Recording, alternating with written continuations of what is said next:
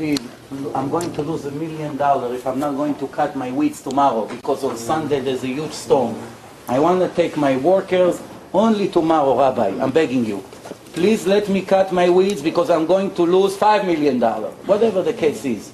Do you know in history, before Jesus, after Jesus, any rabbi that kept what Jesus suggested, not to move an inch from the Torah, that will have the guts to come and tell a student you're allowed to cut the weeds on the Sabbath?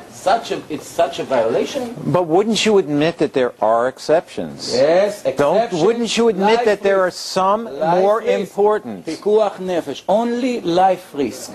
There is only one exception to the law. If a person is in a life threat, such as pregnant woman, she may get into problems, complications, or a person needs a hospital, we are the Jews driving on a Sabbath, or if we need to light fire to save the life of a Jew, even if we're not sure he has high fever, just there's a 1% chance that a person is going to die, comes the Torah and say, the laws were given for us to live, thanks to them, not to die. How about circumcising a child on the 8th day and violating the Sabbath? Okay. Which comes first? Comes the Torah in a clear sentence and told us that we are allowed to do it on the 7th day. And if you know, in the chapter 19 of the Talmud, the Mishnah, Perek 19, the Rabbi Eliezer, asking this question and has about 2 pages with proofs and verses from the Torah. How do we know that we're allowed to circumcise the baby in the 8 days? And you asked before about the oral laws, and maybe that's the time for me to respond to your question. You have to use common sense, which is very simple. What's the common sense? God brings the Jews in front of Mount Sinai and gives them the written Torah. The written Torah say Torahs. You disagree with me, but we'll take it further. Now tell me, if God comes to millions of people. Remember, they're 1,300 years before Christianity, so there's no argument yet. The argument will start 1,300 years later, but at this point, everybody see that event. Comes God and say to the Jews, here is the Torah I'm giving you, and the Jews listening to Moses speaking. How do we know? Nobody would be interested to take such a difficult religion to keep. So many laws, changing their lifestyle completely, unless if what the Torah says is the truth. So when I read about myself that God spoke to Moses, I'm a witness. If it's not true, I will say, Mr. Moshe, there's a mistake in the book. May I? It's a good point. It's a good point. It's a very good point. I will give you the time, but give me another minute. Comes the Torah to Moshe and say, come one Jew and say to the crowd, excuse me, ladies and gentlemen, anybody heard here God speaking to Moses and giving him authority to be the leader? Please raise his hand. We are not interested to get it. We are free people. We want to do whatever we want. Like today, people don't want to be religious. What made millions of people all of a sudden became 100% strict and follow the rules? The fact that they heard God. Now, you may come and say, well, how do we know about the oral laws? Very simple.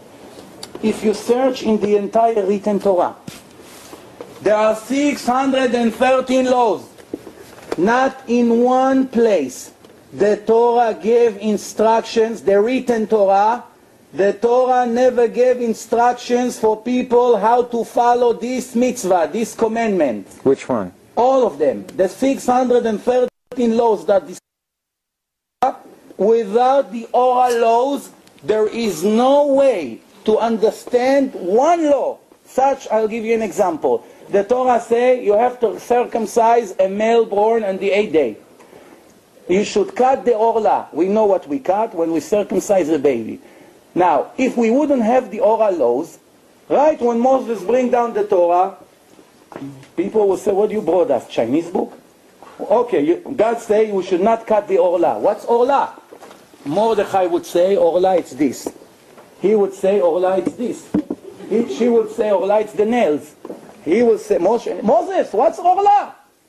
There's no oral Torah according to your opinion. What's orla? Where we have to cut? God said that if we don't cut it, we're not Jews. We want to be Jews. But God didn't tell us where to cut. Is it possible? I'm losing my eternity if I'm not circumcise my children, and God will not tell me even Aleph Bet how to do it, how to cut, what happened when the baby is sick. One question. Second, the Sabbath. The Sabbath. I got to keep the laws of the Sabbath. I don't know if you know, but there are May I interject? There are thousands of laws. They hear you every week. Maybe I can say something. No, I'm answering what you ask about the oral laws. You ask me a question, I'm answering. We need new rules. That's what we need. Okay, so you say it like this. You say the oral We law, need an oral law for our discussion here. I'm asking, you ask me a question, I'm answering you. And the point is like this. God say you have to observe the Sabbath, and a person that does not observe the Sabbath, exclude himself from Judaism. Why? It's the covenant that we made with God. It's applied to Jews, by the way, also. Not only to non-Jews. But a Jew that refuses to keep the law of the Sabbath, he puts himself in violation. And he is not able to do certain Jewish holy ceremony. Why? Because it's the covenant that God made with the Jewish nation for eternity. That's the word of the Torah. Now, where does it say in the written Torah, from the thousands of laws that we keep, most of us here, where does it say it? Comes the Torah in 12 different places and say that a Jew does not keep the law of the Sabbath, he will be stoned to death, and his soul will cut for eternity. Tell me please, in the entire written Torah, God comes and gives me an order. You should keep the Sabbath. You should not do any work in Sabbath. Comes a Jew that just accepted the book and says, okay, God, I'm willing to listen to you. Where are the instructions? There's nowhere in the world where it's a one detail about the Sabbath. The same thing to Tefillin, the same thing, each one of the laws. Comes the Torah and separate between the written laws and the oral laws. And you know why? But the non-Jews will not have it. Okay. Because if the non-Jews will have it in their hand today, nobody in the world will know if he is an original descendant of the Jewish nation. Why? Everybody wanted to be a son of God in that generation, because the Goyim, the non-Jews, they wanted to be religious as they are today. They want to join the nation of God, who everybody admit that got the Torah from Mount Sinai. Everybody, the Goyim, admit it. And they translated it to 70 languages, which show interest. So what do we have to do? Yosef, if wait a second. Will be in the book, Wait a we second. will become Jews in 2 You're minutes. somebody who cares a lot about evidence, and I respect that. And you say that there must be an oral law, because if there was no oral law, we wouldn't know how to circumcise. Not even a simple law. Okay, We would not but know. Abraham was somehow able to circumcise, and he didn't have any oral law. The oral law, according to you, didn't come until Moses. How was it that Abraham was able to be a Jew and live before God and not have the oral law? Maybe there are other ways that they were able to follow the law without some mythical oral law for which you have no evidence. I have news for you. There is a sentence in the Torah that says that I loved Abraham because he kept my Torahs, again, plural, written and the oral, and the laws and everything. Ekev asher shamar Avraham et torotai, mitzvotai vechukotai. Avraham kept all my laws. Comes the oral Torah and ask your question. The oral Torah say how... Just prove my point. No, the opposite. I'll tell you how you prove my point.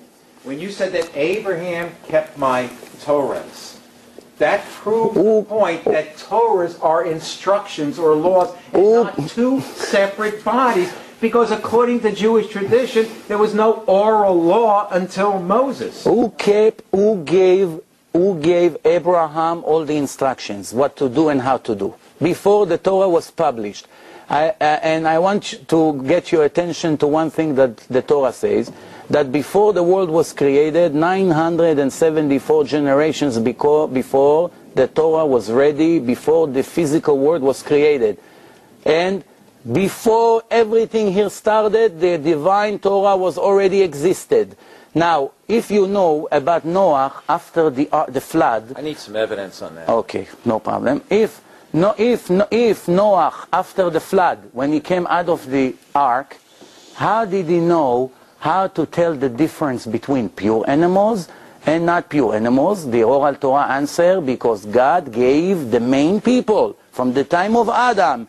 Every person that the Torah highlight had all the laws of the Torah for him and all his followers, until it was published in front of millions of people. And by the way, you should know that even the Sabbath was given a little bit before Mount Sinai. And now, you have to also remember one thing. If a person wanted to keep the laws of the written Torah, every Jew will do it completely different than the other. Now, you know that the Jews were living in exile for more than 2,000 years until about 60 years ago they started to gather in Israel. You also know there were no internet, no telephones, no communication, and the Jews were spread all over the world with no communication. Now, you also know that when the Yemenites, for instance, way before the destruction of the temple, they went to Yemen.